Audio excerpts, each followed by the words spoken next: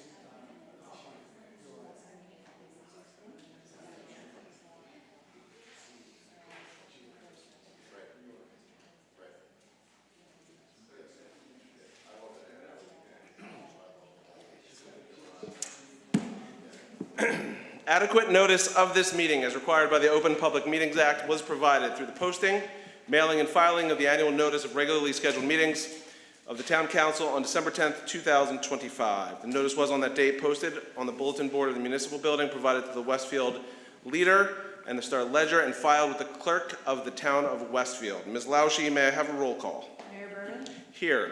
Council members Gilman, Domagala. Here. Pecker. Here. Kiefer. Here. Saunders. Here. Adwar. Here. Armento. Here. Vegatrano. Here. Please rise for the invocation, which will be given by Councilman Saunders, and then remain standing for the salute to the flag. As we gather here today, let us be mindful of the diversity of beliefs represented in our community. Let us draw upon the values of respect, understanding, and unity as we deliberate and make decisions for the betterment of our town. May wisdom guide our discussions and compassion govern our actions.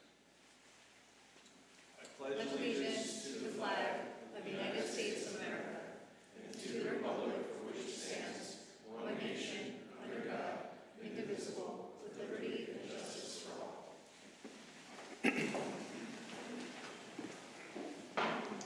Good evening, and thanks to everyone who is joining us tonight, both here in person and via the live stream on the town's YouTube channel. As always, the replay of this meeting will be available on Facebook, YouTube, and TV 36. Public comment will be accepted in person only. I'm going to make a few brief remarks before we begin tonight's legislative agenda. First, thank you to all who organized the great lineup of recent events around town. I was happy to attend Lifelong's Westfield Soup and Sandwich event last week with our amazing senior community. We have also hosted the annual Crossing Guard Breakfast here in Town Hall, organized by Breaks, to recognize the important work of our crossing guards. Thanks also go out to the Green Team for coordinating the Spring Parks cleanup, the Chamber of Commerce for another successful spring fling and good weather, Compass Schoolhouse for their first ever Playfest in the park, and the DWC for the kickoff of their weekly Spring into Fitness series. Looking ahead to the next couple of weeks, don't miss the tour of notable homes on May the 9th, and that's co-hosted by the Historic Preservation Commission and the Friends of the New Jersey Festival Orchestra. The DWC Girls Night Out and Fashion Show, which is on May the 14th. Brightwood Park Day is on May the 16th, and of course our Memorial Day Parade on May the 25th. In addition, I look forward to moderating a public safety forum alongside Assemblyman Andrew McCurdy and featuring Chief Badaloro, amongst others, on May the 12th in our Town Hall Community Room. Moving on to tonight's agenda, I just want to take a moment to highlight a few key things. In addition to a handful of standard financial actions, we have 2 resolutions authorizing awards of contracts for improvements to the Westfield Fire Department, one for roof repairs at both firehouses and the other for interior renovations at Firehouse 1, both of which were provided for in the 2026 capital budget. From the Public Works Committee, we have a resolution authorizing the purchase of commercial battery-powered leaf blowers, as well as batteries and charging stations for use by our Public Works Department and the Board of Education maintenance staff. As part of our commitment to sustainability and in response to community interest in exploring a reduction in gas-powered equipment, the town and the Board of Education have tested battery-powered equipment to evaluate real-world performance, worker experience, battery life, and durability. Based on that testing, we have selected the equipment that's on tonight's resolution to be part of a formal pilot program this summer across town properties and school grounds. The goal here is to assess whether battery-powered equipment can meet the standards we require for professional landscape maintenance. The purchase of equipment for this pilot program would use funds raised last year from the Community Solar Program, not from the municipal budget. We expect results to be presented to the Public Works Committee in the fall. If the pilot demonstrates that electric equipment can do the job without compromising our standards, that will open the door to legislation, which would likely include a seasonal restriction on gas-powered equipment. While I'm hopeful that the pilot program will be successful and we proceed to legislation, it's important to mention up front that there are real implementation questions to work through, including costs, communication with the landscaping community, and enforcement, which has proven to be a challenging piece for other municipalities. In fact, less than 10 of the 564 municipalities across New Jersey have been able to adopt and maintain such restrictions. Our aim is to enact sensible legislation that balances the needs of local landscaping businesses with environmental and quality of life impacts. In order to do so, this pilot program and the resulting analysis are the next logical steps in the process. And finally, tonight's meeting includes a presentation by Dresner Robin, the firm that was hired in late 2024 to develop the Tamacus Park design plan. To date, their work has included a park inventory and site analysis, as well as the 2025 online community survey and stakeholder group meetings. Dresner Robin and the Tamacus Park Steering Committee have collected all of this information and input to define which elements will be considered for multi-phased park plan implementation. And thank you to both our steering committee members and rec commission members, many of whom are here in the audience tonight. Thank you for coming. As you'll hear in the presentation, the next step in this process is a 3-week public engagement period that kicks off tonight on the website that you'll see shortly and solicits input about the proposed elements for the park's design plan. I encourage everyone, both here in the crowd and listening online, to visit the feedback website through May the 26th and provide your thoughts, all of which will guide the first phase of improvements anticipated in 2027. Ultimately, we expect the final plan to include both light touch improvements and more substantial changes to Tamacus Park, all aiming to preserve its green space while also delivering long overdue upgrades that serve the residents of all ages and interests. It's an exciting opportunity, and I look forward to seeing the results of the community's input. So let's begin tonight's agenda. We are first going to start with a proclamation for Building Safety Month, which I am going to read, and then we are going to get to our Tamacus Park presentation. Very small print. Whereas our town is committed to recognizing that our growth and strength depend on the safety and essential role of our homes, buildings, and infrastructure play, both in everyday life and when disasters strike. And our confidence in the resilience of these buildings that make up our community is achieved through the devotion of vigilant guardians, building safety and fire prevention officials, architects, engineers, builders, tradespeople, design professionals, laborers, plumbers, and others in the construction industry who work year-round to ensure the safe construction of buildings. And these modern building codes and standards include safeguards to protect the public from hazards, such as hurricanes, snowstorms, tornadoes, wildland fires, floods, and earthquakes. And Building Safety Month is sponsored by ICC to remind the public about the critical role of our community's largely unknown protectors of public safety, our code officials, who assure us of safe, sustainable, and affordable buildings that are essential to our prosperity.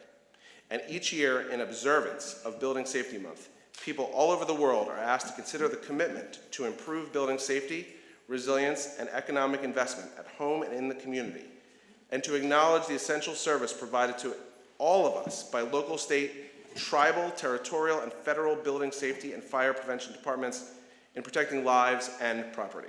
Now therefore, I, Jeremy Berman, Mayor of the Town of Westfield, do hereby proclaim the month of May 2026 as Building Safety Month, and I encourage our citizens to join us as we participate in Building Safety Month activities. Thank you for listening. I am now going to pass it over to Dresner Robin to give our presentation on the Tamarcos Park plan.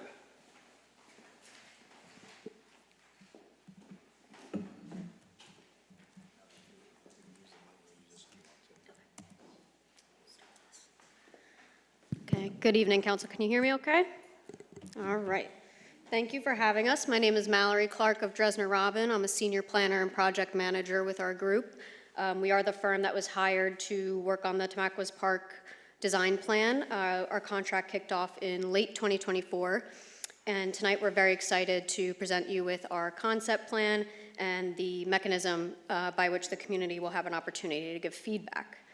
I'm going to take you through just kind of the process to date, all the work that has been completed and how it has informed the concept plan, and then I'll turn it over to Mark Robeson from our group, who will take you through the concept itself a little bit more in depth and also explain some of that functionality of how the community can give feedback online. So just a quick timeline recap. As I said, our contract initiated in November of 2024. Since then, we did complete a topographical survey. We do have survey services within our firm. That was completed in early 2025 alongside a park inventory and site analysis. We also completed a master plan review. We know you have a substantial parks master plan with recommendations that are relevant to this park, so that was reviewed for consistency and relevancy since that was adopted, and conducted an online community survey. We had great success with the survey. We had about 2,500 responses. That was extended a few times to make sure that we gave substantial opportunity for feedback, and we really got some great information from the town through that process. After we analyzed all those results and collated the feedback, we kicked off a series of stakeholder meetings. I'll get into that a little bit more in a couple of slides. That was completed last summer of 2025. And we then consolidated all this feedback into an engagement summary report. That summary report is available on the project website. So I'm going to give you kind of the highlights of what we heard from community feedback. I'm not going to bore you with, dozens of minutes of the things we heard, but if you want to really get into the nuts and bolts of what the community said, that report is available for download and review. And then we jumped into concept development. So that really started in the winter, and here we are today to kind of share the preliminary concept with you all, and that will get refined moving forward with the hopes that we wrap up the final concept plan this fall. Once we completed our topographical survey, we really did an in-depth existing conditions review. So you don't need to see these visuals, but just to give you a sense of some of the things that we were mapping both on the ground and on the computer. We did, as I said, a detailed site survey, which helps us understand a lot of the existing infrastructure and amenities that service the park. The topography, which is very relevant in this park, as there are some wetlands and some drainage patterns that we need to be aware of, particularly around the athletic fields. So we did study hydrology and surface water features as well. We also did an in-depth analysis of site circulation and parking. That was a big source of a lot of the community feedback in this park and a lot of our site observations, so it did have a lot of influence on overall concept development. Then we were getting in the field ourselves just to kind of get away from a lot of the data and the mapping and really understand how does your community use the park. So we looked at how user behavior existed in the park through a variety of lenses, specifically the athletic programs and facilities. Additionally, the leisure and independent recreation, so if someone comes to a park not for a scheduled activity and they're just using it at their own leisure, how did they behave? How did they use the park? Were there areas they were avoiding? Or were there areas that had very heavy use that maybe need to be improved or expanded? As I said, parking and circulation was a very big component of that. And we did also try to make a strong effort to understand the fluctuations in parking and circulation. As everybody knows, we've heard time and time again that there's a lot of demand on the park associated with flag football Saturdays in the fall. And so the circulation and the parking needs are very different on those days than they are maybe on a Tuesday in July, for example. And finally, we looked at the natural habitat and natural features that the park boasts. It's one of the things that we as a firm love the most about this park is that you're able to provide very active recreation, but also maintain a strong ecological character in the park. And that was something we heard a lot of feedback on in the survey as well. So this kind of recaps what I just said, but really what we were looking to do is understand both on-the-ground realities in terms of what's built, what condition it's in, how many of certain amenities exist, what amenities might be missing, and then how that kind of intersects with user behavior and how the community actually uses the park day in and day out. And so, like I said, I'll give you the kind of the highlights of what we heard in the community survey and tell you kind of how that fed into our analysis. So we did ask the community in terms of existing park amenities, what do they use the most? The number one answer was paved walking and running paths. There's a variety of those throughout the park.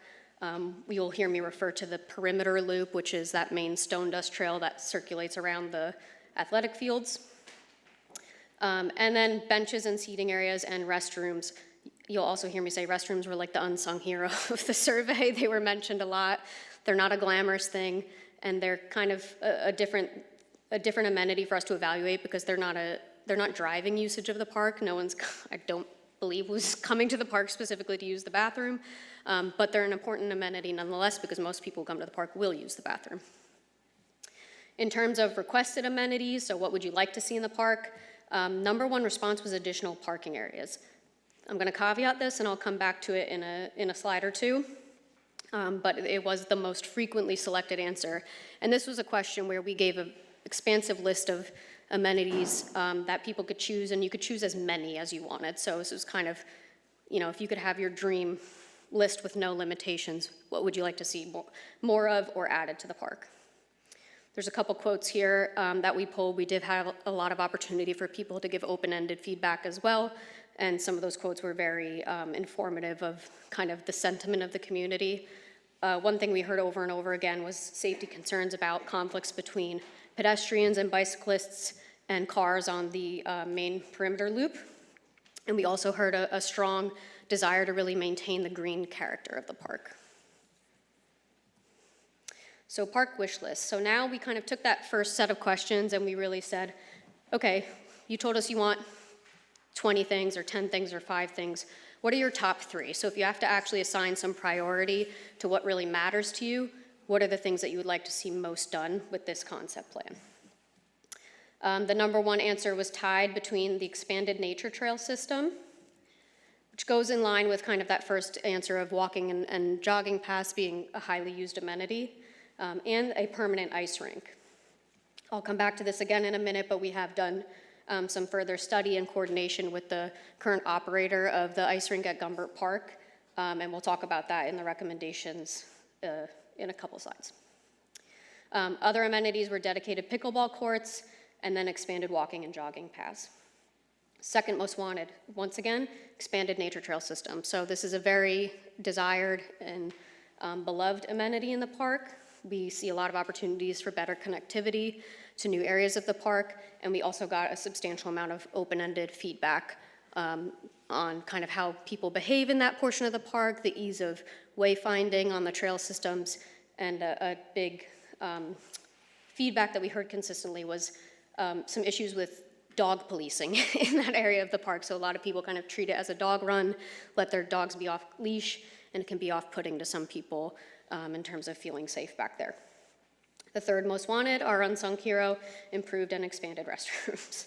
So I do want to just call to your attention here that nowhere in this list for the 3 most wanted amenities is additional parking listed. So while that was the most requested additional amenity, when people had to actually assign priority to it and how important it wasn't in people's top 3. We will be addressing parking in detail, but I just wanted to put that at the forefront of your mind, and also just to show you how that next layer of analysis really matters in these kind of surveys, because if we just took the community at their word, we'd have a very different design than once we start to actually ask what really matters to you and what are you actually going to use here. So like I said, the full report that kind of summarizes all the survey and our stakeholder engagement is available for download on the website at the link listed on the slide. Feel free to download and review at your leisure. Once we wrapped up the survey, I said we went into some stakeholder engagement meetings. So these were really small group targeted meetings that help us get specific types of feedback. The first of these was the athletic group. So we invited representatives from all the sports leagues that are assigned field time at the park, and then also some representatives of sports leagues that don't actually have dedicated field time to come and kind of tell us what their pluses and minuses are of their locations in the park. Are things working from a maintenance perspective, an equipment perspective, field usage and field times? And we also did a little exercise of if you could have your ideal layout of the park for your sport, what would that look like? It helped to have everybody in one room because we were really able to see kind of the push-pull and everyone was able to hear, you know, that their priorities may or may not conflict with other groups, and that we were going to have to be very strategic and come to a compromise about what the best solution is for accommodating all these sports. We also had an immediate neighbors and seniors meeting, which was really geared towards people that live directly adjacent to the park, and we consider them kind of our expert, quote, eyes on the street, if you're a Jane Jacobs fan. So that's really about, these are the people that are observing the park day in and day out, and so they're really our experts in how that park usage changes from season to season, day of the week, different sports programs, how driving and circulation behavior is or isn't a problem, and how new amenities may impact quality of life for immediate residents.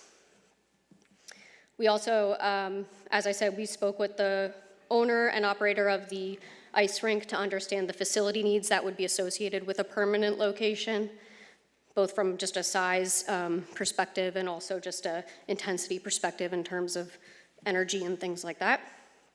We had a meeting with your DPW to understand the maintenance practices that exist within the park, what they struggle with, what they've been working on in recent years to improve maintenance, and how different design decisions might impact their work from a day-to-day. And then lastly, we brought the steering committee together to do a concept workshop, which is kind of the first step of this concept design phase, where we looked at kind of all this feedback, collated everything, and dove into how we start to make decisions for, you know, what kind of quote makes the cut or what doesn't in terms of how we propose new amenities, how we shuffle existing amenities, et cetera. So high-level summary, I'm not gonna go very in depth on this because Mark is gonna take you through this in depth, but we do have a light touch foundation for early phase improvements. So these are things that we think would be necessary in any version of what the final design is. And they're really achievable and will have kind of high impact for either low investment or low construction period. We had an emphasis on circulation and mobility. We really looked at optimizing configuration and maintenance within the field areas without impacting usability for the sports as they exist today. We looked at increasing and reconfiguring parking capacity without compromising the character of the park in terms of the green and lush feel that exists today. We looked at new amenities based on community demand from the survey, and also are looking to establish a heart of the park through increased programming space at the park core. So Mark, again, will take you through this a little bit more in depth, but just a static slide here for people from the community who may come back and watch this later.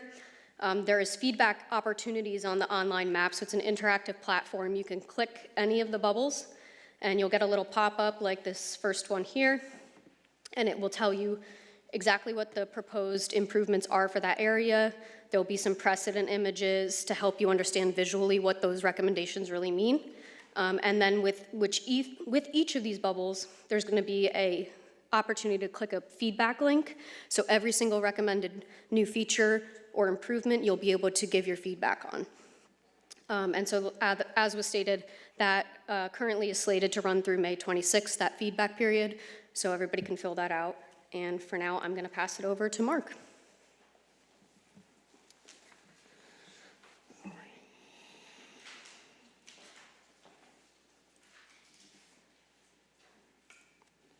Thank you, Mallory.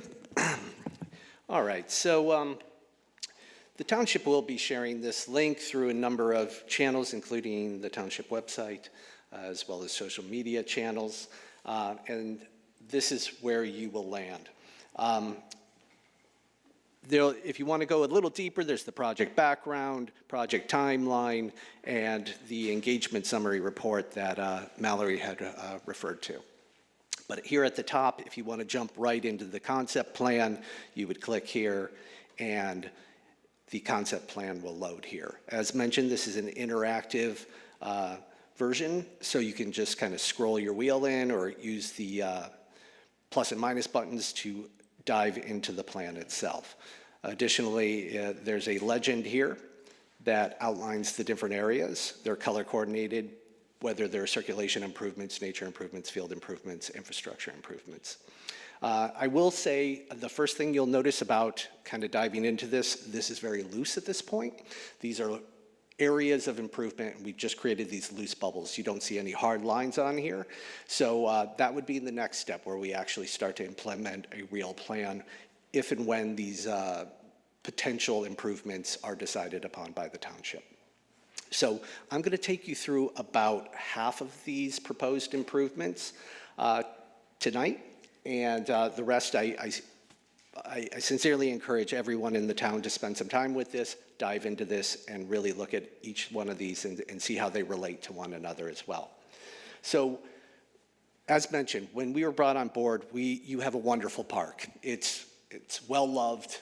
It's really mature trees, the nature's wonderful, the fields are well kept.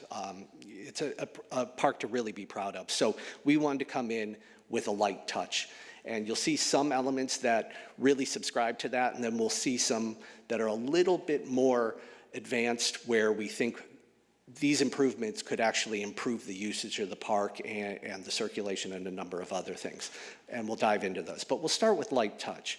So one of those is the shared use path. One thing that we heard in the survey was that people use this all the time. It's one of people's favorite features of the park. You'll notice we are not making any major changes in circulation or in the sense of trying to make it two-way or do anything terribly interventionalist. But with the shared use path, what we did here is the adjacency of folks right next to the travel lane of the vehicles with strollers or joggers. It does become a pedestrian concern. So one of our recommendations is basically with the same footprint, just expanding it ever so slightly, we could create a section. This is a typical section of a proposed division of vehicular lane and bike ped traffic. On the far right would be the vehicular lane. Dividing that from the pedestrian and bike route would be a 5-foot bioswale. This presents an opportunity for more greenery planting in the park, but also is a drainage opportunity for some of the issues at the field. We can route some of the runoff into this and basically create a division between the vehicular traffic and the pedestrian. We have a 10-foot asphalt shared use path, which would be striped so that there would be a separate bike lane from the pedestrian traffic. And then the stone dust walkway basically would exist where it does now. So that's just one illustration. If we go down further, we did some loose, sketchy renderings of what this might look like. I'm going to move very briskly through this. I won't dwell on anything too much in the interest of time tonight, but please take a look in more detail. Additionally, along the vehicular path, we're recommending these speed tables. The vehicular loop is posted at 15 miles per hour. We heard from our surveys that is rarely adhered to. So this would help with traffic calming, as well as these would exist at designated crosswalks. Moving on to the next feature.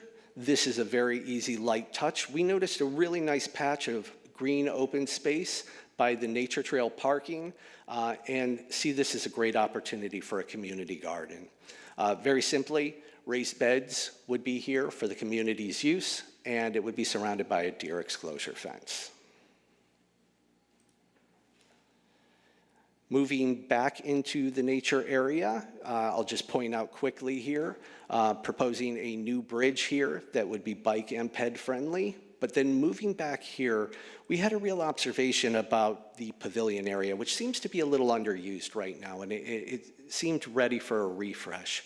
What we noticed, though, is the area with the pavilion here, and it's quite small because we're looking at a panoramic view, but there's a natural amphitheater here just with the topography of the site. And these mature trees, the lawn could be improved to really take on a kind of botanical garden kind of feel. We could improve the lawns. We can actually label the trees so that they can become educational features. Additionally, what you're seeing here in the yellow dotted line would be an ADA compliant path that would allow better access and mobility for some of the town users. And finally, just kind of taking on this botanical garden kind of feel. And finally, improvements to the pavilion itself, and an expanded area there could serve as a kind of natural stage, so that were it to be programmed with a high school band concert, graduation, people could sit out on the lawn, picnic, and enjoy those sorts of events back there at the picnic grove. And then on the nature trail itself, you have wonderful nature trails back there, very healthy woods. It's really impressive. One thing that we did hear in the survey, though, is some residents are a little trepidatious to go back there in the sense, as mentioned, the dog's off leash, but also just folks feel they can get a little lost or they don't know exactly where the trails go and how they circle back. So this simple recommendation is quite easy, and it's just putting in really clear trail markers, just simple posts, creating a trail map at the trailhead that would let people know which trail they want to go on and give them a sense of how far they would be walking on that trail. So just clearing that up and giving people just a better sense of security while they're back on the nature trails. And then we're talking about, one thing that we heard is people wanted more nature trails. Well, the nature trails back here, as evidenced by the map here, is pretty expansive, but it's really one way in, one way out. So one thing that we thought we could do is kind of expand that by creating another bridge connection here and creating a nature trail that would connect to the park in another location.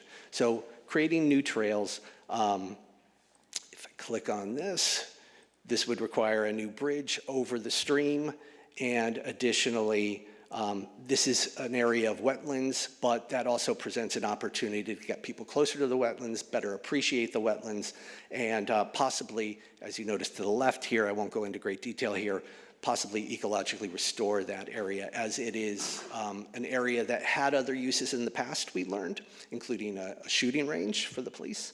And so being able to restore that area would be really nice and great, create another ecosystem that people can enjoy back there. And then moving on to some more of, these are a bit more interventionist, but at the same time, one of the things that we heard is that at peak use times, traffic becomes quite difficult. People have a very difficult time getting in and out of the park, and that's because by and large, there's one way in, one way out. So one recommendation would be a new Lambert's Mill access.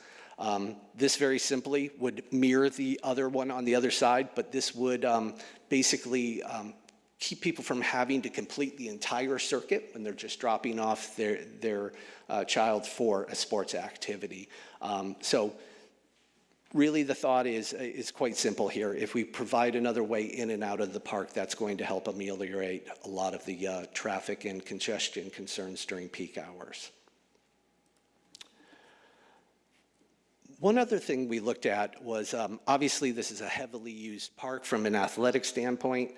So one of the things we're looking at was reorientating the fields. Additionally, we heard from the athletic groups that these fields get, after any rain, we can get 1 inch of rain and it'll hold it for days. So we thought, why not take care of all of these things at once?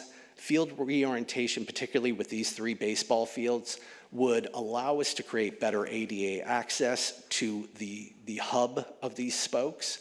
Additionally, at that time, we could introduce drainage, which would drain out to the bioswale, and also allow us to just regrade. This presents other opportunities like a concession stand and having everybody here at this location for viewing purposes. One other thing that we heard, obviously, pickleball is something that people want to do. And so we'll touch on this in a second, but we're reorientating, or making suggestions anyway, for reorientating some of the parking. And if we were to remove this parking area, this presents an opportunity, without taking anything away, of introducing new dedicated pickleball courts, as well as relocating the basketball court. So in this case, we could have a dedicated pickleball court area. We're imagining about 4 pickleball courts and a new basketball court as well. And then finally, moving down here, a number of these elements are interrelated. As mentioned before, the area here that says multi-purpose field, there is an appetite for having more fields within the park. We want to be, we took this under consideration, and this area is an area that a multi-purpose field could be installed. It is an area that is outside of the wetlands, and many of the trees here are either invasive or native weedy. So if we pair that with ecological restoration along its edges, we could introduce a multi-purpose field here. This field could be striped for multiple sports and essentially live adjacently to a multi-purpose building or community center that we'll discuss in a moment.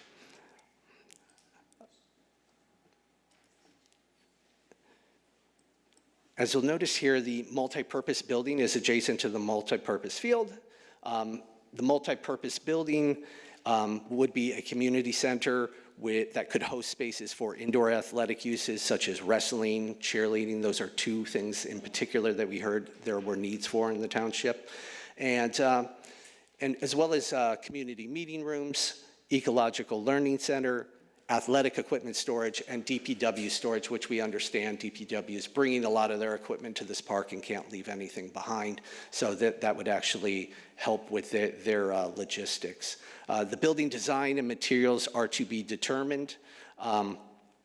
This is just a loose representation of what it could look like, but we could introduce a drop-off area so that students or athletes could be dropped off by parents, and it would be adjacent to the main field, flanked by 2 parking areas, which would effectively become the primary parking area for the park. Finally, the multi-use building really is at the terminus of a potential idea, and this is something that we found really interesting, in the sense that right now when a vehicle comes into the park, they must complete the loop. So with the new entrance on Lambert's Mill, as well as potentially introducing a shared use plaza, which would allow for vehicular traffic along with pedestrian and plaza activities, it would allow for vehicles to not have to complete the loop, cut across here with dedicated drop-off areas as well. So we're calling this the heart of the park concept that would feature The vehicular lane, as well as 88 parking spots, we've accounted for about 10 right now, so that anybody with mobility issues could park right at the center of the park and have easy access to the fields. But this would be healthily amended with landscape plantings as well as permeable pavers suitable for event staging. We know that a lot of 5K events take place, but this could expand other programming in the park, such as markets. So just to give an idea of what that might look like, the vehicular traffic, again, would be separated by a bioswale. And looking back towards the multipurpose building, it would look something potentially like this. And drop-off area, and finally, the area on the end adjacent to the tennis courts, the existing utility building. This could host the 88 parking outdoor classroom, be adjacent to a tot lot, and host events on days that warrant it. And with that, I'm going to hand it back to Mallory, and she's just going to take us through a few next steps. But again, I just encourage everyone to go on here, read over the descriptions, check it out, and please feedback. It's important that we understand what the community really wants out of this park when it comes to these specific possible features. Thank you.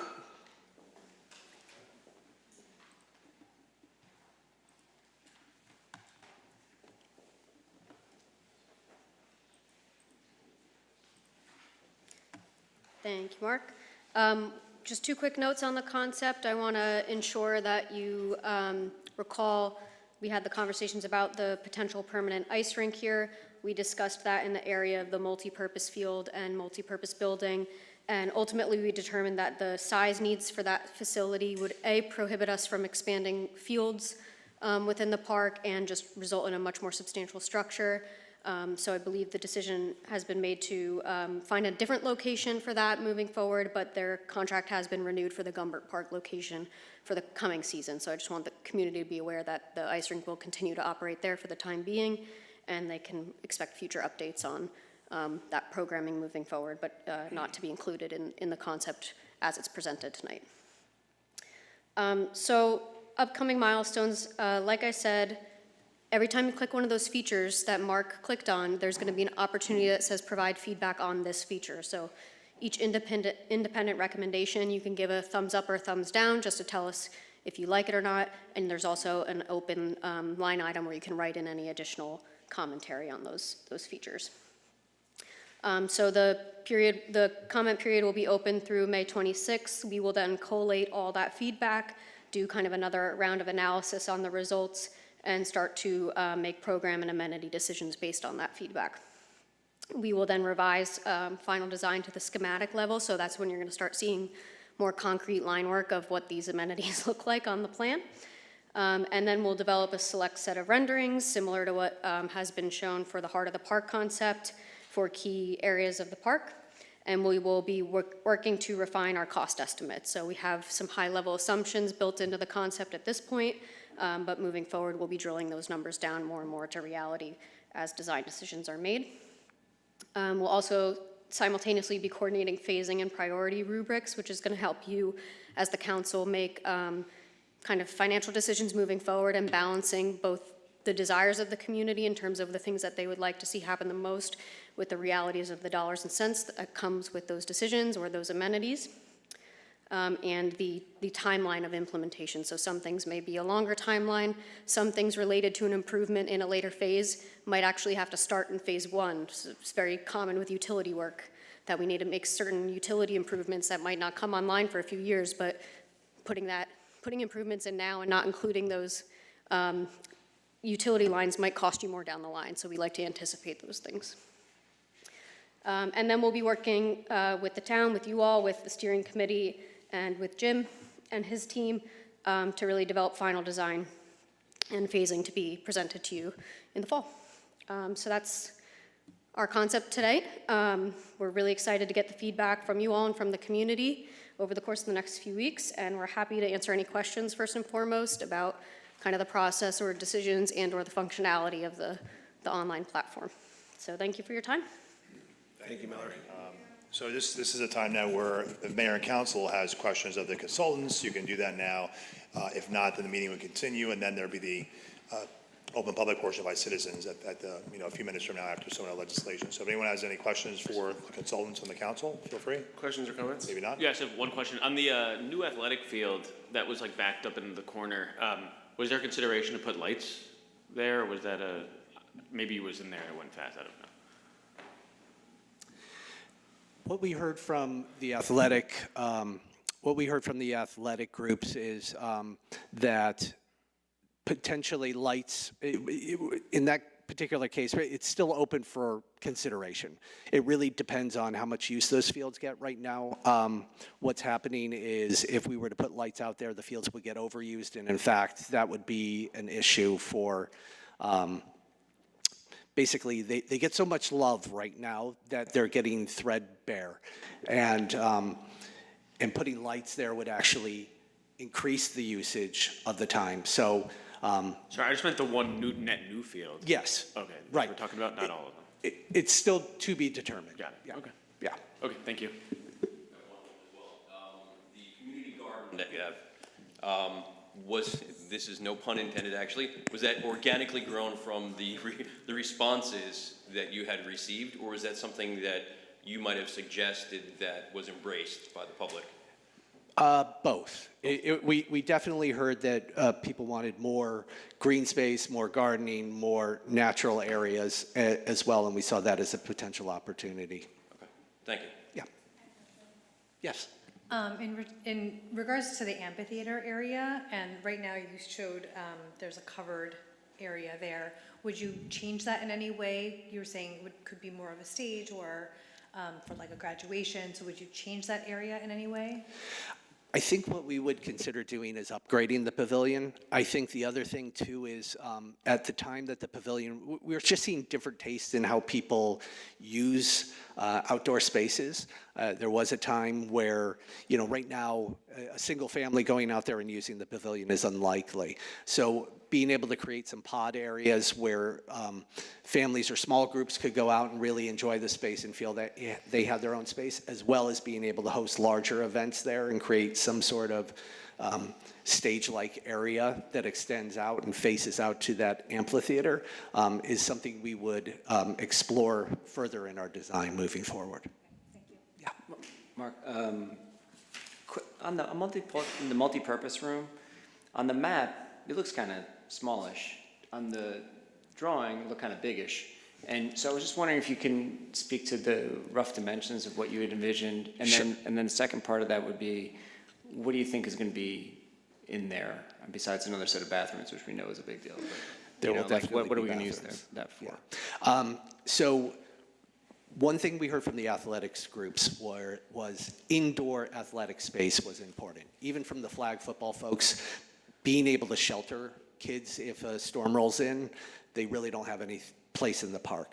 But so imagine a room with mats and, for any sort of wrestling, cheerleading, even fitness. There's other community centers that I've seen in parks around this area that have fitness classes that go on in there. So that's kind of what we're imagining from an athletic standpoint to speak to the, but that being said, there can be community rooms that can be rented out by Boy Scouts, Girl Scouts, et cetera, or just reserved, I should say. So we imagine a lot of multi-purpose, flexible space within there. Again, this would be something that would be developed hand in hand with an architect. But right now we're representing the space as 100 by 60 feet. Okay. And so that's 12,000 square feet. So not by any stretch small, but that being said, we could expand that footprint if the desire was there and and so that's kind of where we're leaving it right Great. now. It is quite loose. Thanks. There's one thing on the map here for pond improvements that were, not mentioned in the presentation. Maybe just talk to that briefly. Sure. There's already consideration of dredging the pond to just make it more healthy. Additionally, so what we're talking about is right now we think that is a really incredible asset, and at the same time, it's kind of tucked away in their corner. So if we were to add some improvements there and try to drive more traffic to it and really make it just a more usable space, so dredging would be one thing, selective native plantings to help erosion issues along the banks would be another, but then introducing seatings or a small dock, and possibly working with the township to think about other sorts of uses for that space, whether that's model boats or paddle boats or something like that. Again, we're not there yet, but we just see it as a real opportunity and at the very least a place for simple improvements to make it, and a small picnic area over there as well might be nice. Can I ask one more question? Yeah. You mentioned the dog in the nature walk area that a lot of people are concerned about the dogs off leash, but I didn't hear any like curbing mechanisms of that. Like, it led me to believe that something was there, but maybe not. Yeah, we discussed that a bit. What we're talking about is improved signage there that's clear, and then coupled with enforcement by the township to and communications to residents that it is not an off-leash dog area, and that you're welcome to bring your dogs back there, but they must remain on leash. We just heard a lot of feedback in the survey that people are reticent to even go back there because so many dogs are off leash. Did you consider like a dog gated in, like a dog run or whatever? We did. The general feedback was that that was not desired. Okay, thanks. I have another question in regards to the additional entrance pathway or the To the entrance nature trail. street. Yeah. So it's now just one more way to get in and out of the park, but it's still going into that one lane, correct? So whether you enter from Lambert's Mill or whether you enter from the other additional new entrance, it's still going into that one circle, correct? Correct. It would still all be one way. And so I guess my concern is, so now you have so you just have merging traffic. And so you have one person already in the circle, one person coming into the circle. So I'm curious how you're imagining that to be mitigated. Is it a yield sign? Is it a merge? How is that going to be mitigated? Once we start laying out the plans with more detail, we'll get more finite about it. And I think speed tables in those locations, rumble strips, signage, using colored crosswalks, all a number of traffic calming measures that we could apply in those locations to make drivers aware that they're coming up on a location where traffic's going to be coming in, and or there's going to be merging traffic. So, but it's one of the easy things to do within this park just to make people feel safer, and we're really excited about just making those light touch approach kind of improvements. Thank you very much. We appreciate it. And please, everyone, do go on the website. We're excited to see your feedback, and we will collect all of that feedback over the next 3 weeks. Okay, moving on. May I have a motion to approve the minutes from the Town Council Conference and regular meetings of April 21st, 2026? So moved. Councilman Saunders, second. Seconded by Councilman Venkataraman. Any discussion? All in favor? Yes. Yes. Opposed? The motion is carried.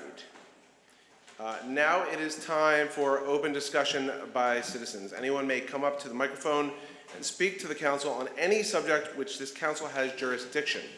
Please state your name and address for the record and limit your comments to 5 minutes.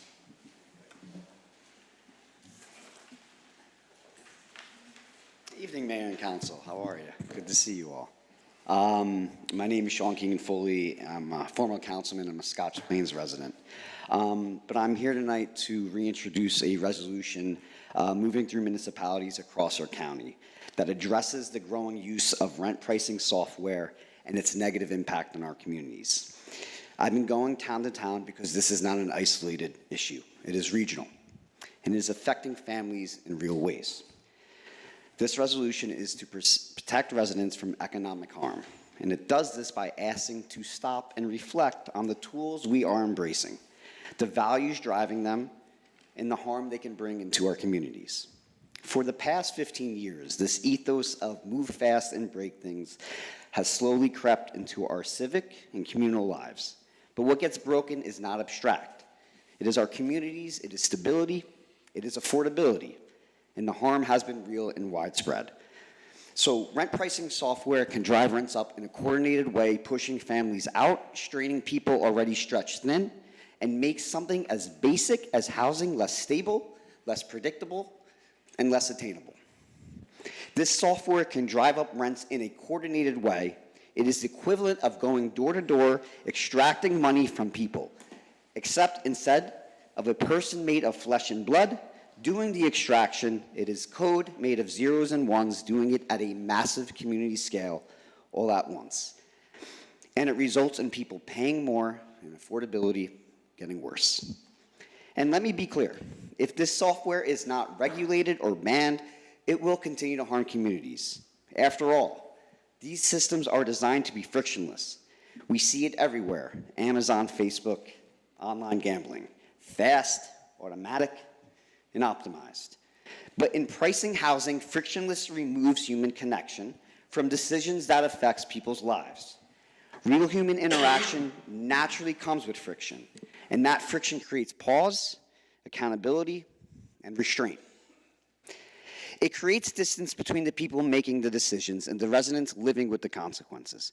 What once required a person to wrestle with the morality and impact of a decision becomes code, executing, and objective. And when there is distance between the action and the consequence, harm becomes easier, more efficient, and more likely. And in doing so, it erodes communal responsibility, and it rewards pure self-interest and exploitation. They call it a tool, but it is not. After all, people decide how tools are used. A hammer does not decide what gets built or destroyed. But today's software is increasingly making decisions for us. And rent pricing systems are making pricing decisions for management companies to the detriment of hardworking people. I believe this resolution draws a line. It says we are holding the use of this software and those who rely on it accountable. And it says we will not allow our communities to be quietly harmed by systems designed to extract from them. I thank you all for letting me talk. My advocacy with this always comes with the most profound respect and professionalism. And happy Mother's Day to all the mothers out there. Thank you. Thank you, Sean.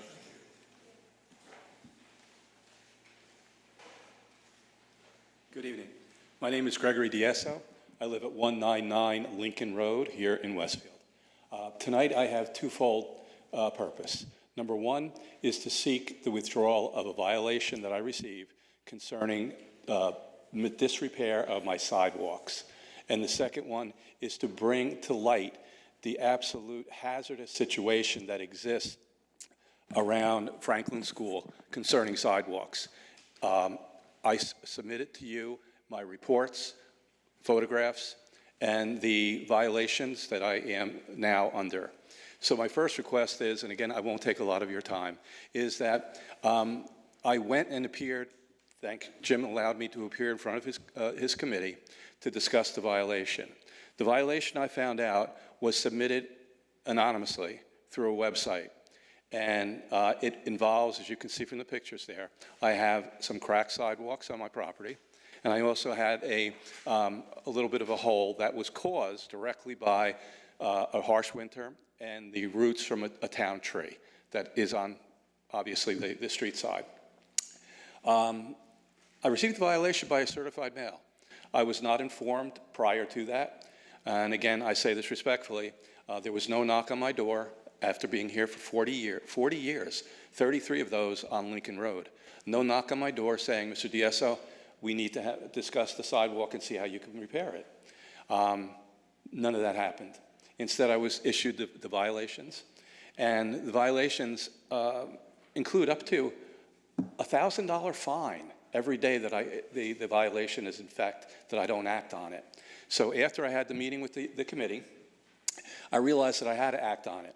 So the next day, because I felt that it was a problem, I felt that it was maybe a hazard, and maybe people could fall. I was informed that the person who submitted the anonymous complaint through a website, no less, that her toddler had fallen on my property.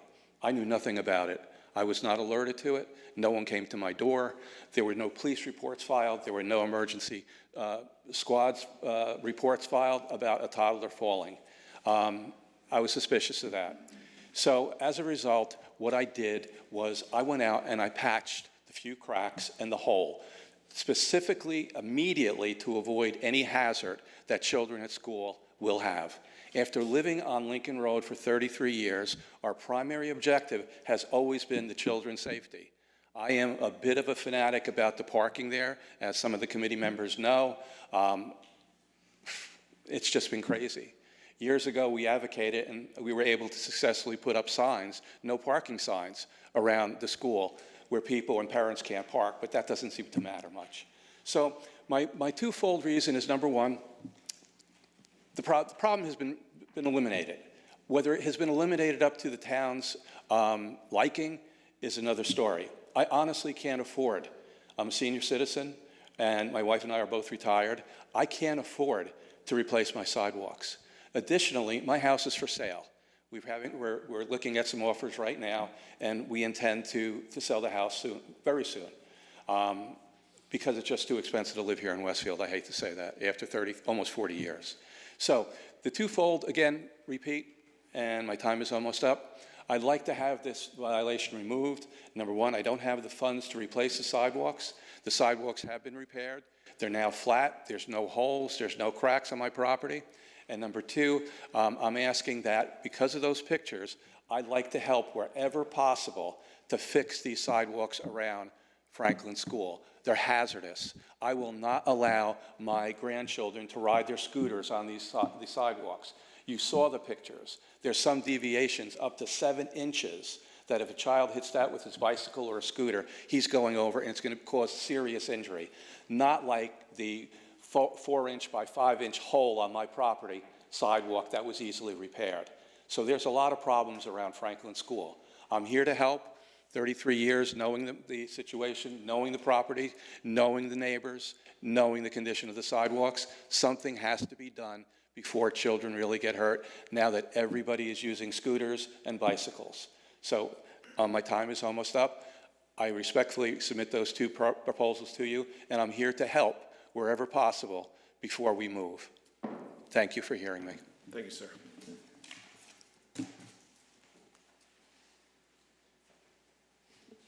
Do we have any others?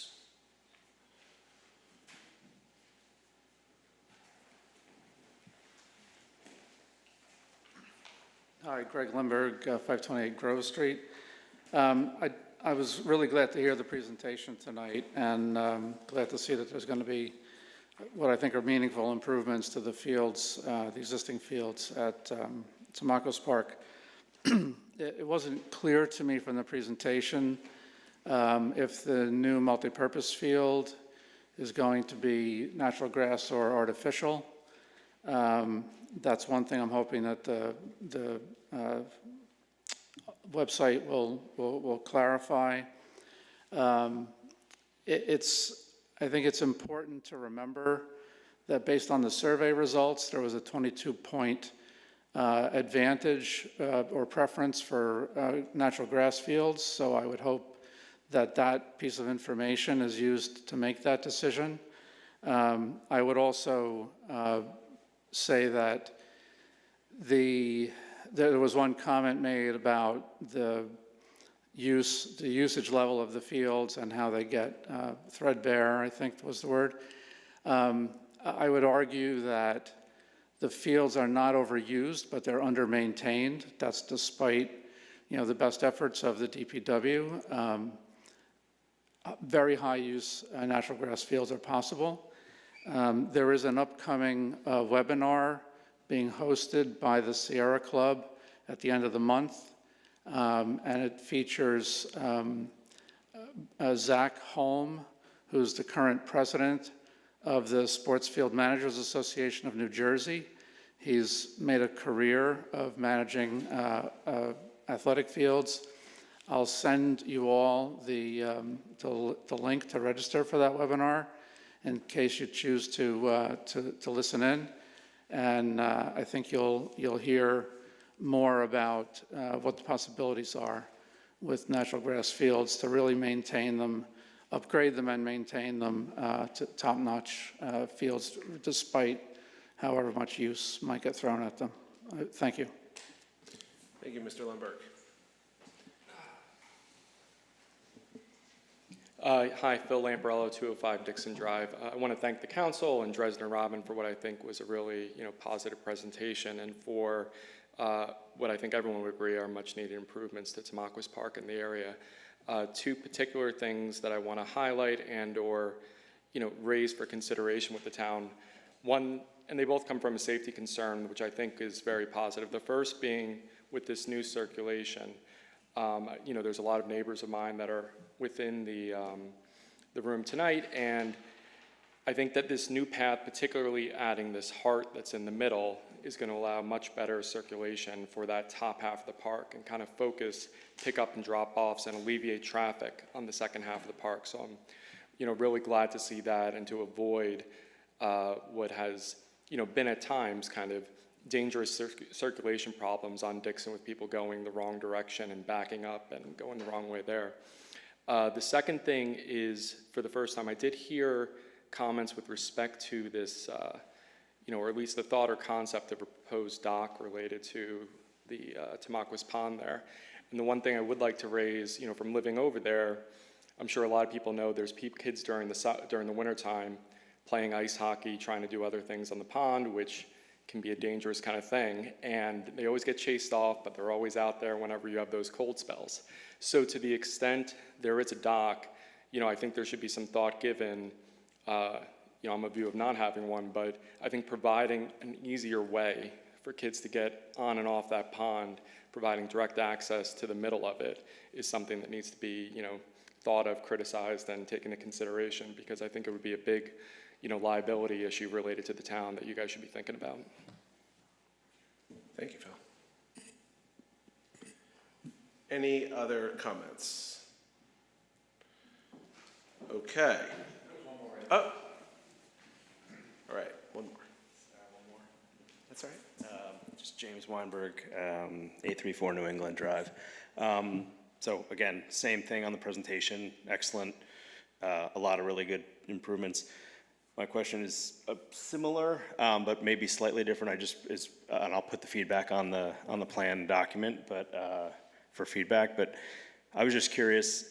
I do like the fact that that path going through the middle of the park does alleviate some of the, I'll call it the Dixon Drive area of the park, which I do like. At the same time, it is a street going straight through the heart of the park, which creates more intersections. So I am just curious if there were other considerations of, originally I saw some, when you were considering a second entrance, one that would be in and out, so not creating more traffic, so they could come in, drop off, leave, but you're now creating more intersections. So I just, I'm not necessarily opposed to that, but I'd be curious the thought process of what other options were considered. I'll just say one quick thing. None of what you saw here tonight is final, right? This is the best efforts right now, taking into account all of the information that was collected from stakeholder groups and residents, filling out the survey. And then also, the two entrances would have that effect. So adding the second entrance, you would drive in, and you can go right back out. So that would accomplish the second part. Well, I guess maybe I misheard the presentation. They said you can drop off and then cut through the park. You could actually come in, go all the way around. You could actually come in the existing entrance, which is there now. Yep. Come in for a little bit and then go back out. Right. I just meant okay. Yeah. I get it. Thank you.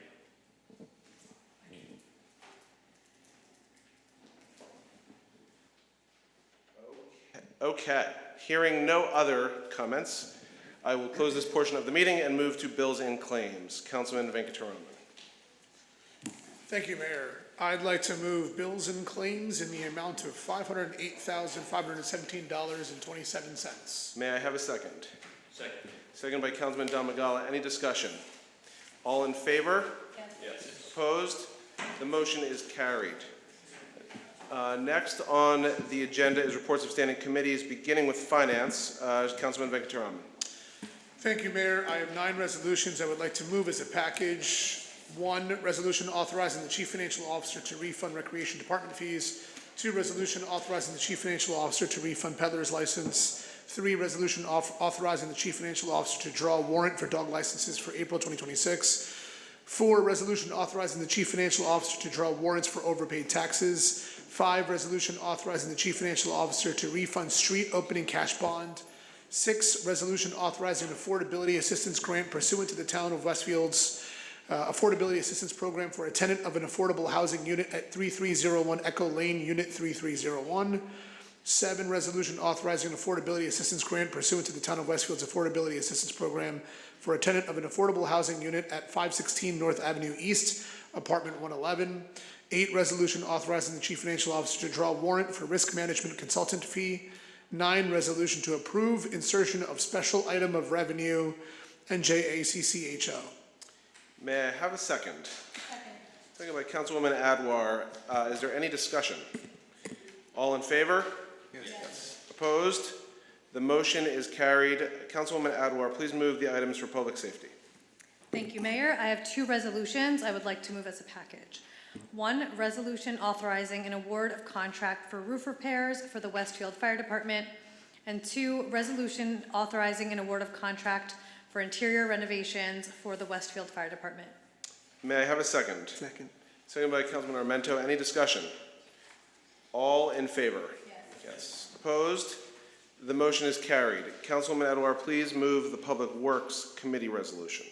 I would like to move a resolution authorizing an award for contract for landscaping equipment for the Department of Public Works. May I have a second? Second by Councilwoman Saunders. Any discussion? All in favor? Yes. Opposed? The motion is carried. May I have a motion to adjourn? Councilman Armento, second. Councilman Kiefer, any discussion? Real quick, before we wrap up, also make my own 2 cents on Tamaulipas. So just to give some background, I'm a Ward 4 resident. I grew up near Tamaulipas. It's very, very near and dear to me. Grew up going there all the time. So, I don't want anybody to think it's just circles on a map or just something that we're trying to get through. If you have any comments on it, please leave your comments. We read through all of them. We care a lot. Our goal here is to make the best park we possibly can. So that's all. Thank you. Thank you, Council Pecker. All in favor to adjourn? Yes. Yes. Opposed? The motion is carried. This meeting is adjourned. Thank you all for coming.